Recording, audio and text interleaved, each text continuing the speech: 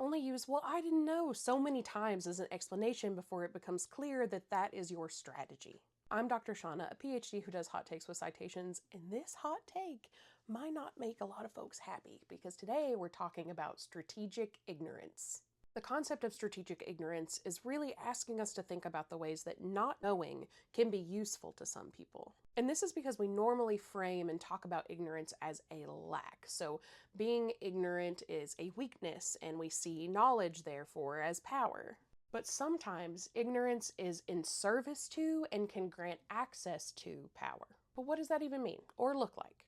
In our current moment, when we have so much access to people's perspectives, to knowledge, to resources, that when you actively choose to not ask questions, to not seek out hidden or difficult histories, to not look for perspectives of people who are directly impacted by issues, to not seek out the voices of experts, and to dig into the data that they've really dedicated their lives to collecting.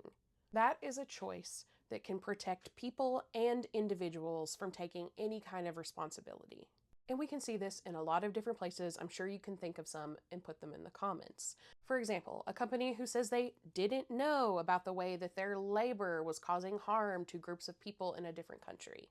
Or institutions that somehow never noticed patterns of harassment or microaggressions until it was really brought to the public's attention.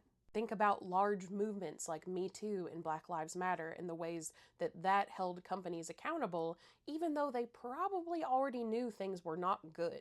This also shows up on an individual level when people try to kind of absolve themselves of any responsibility. So someone, for example, saying, I don't see race, as if somehow refusing to notice that inequality or claim to not notice it means that they're able to rise above it or they are exempt from any of its effects. And I want to be clear.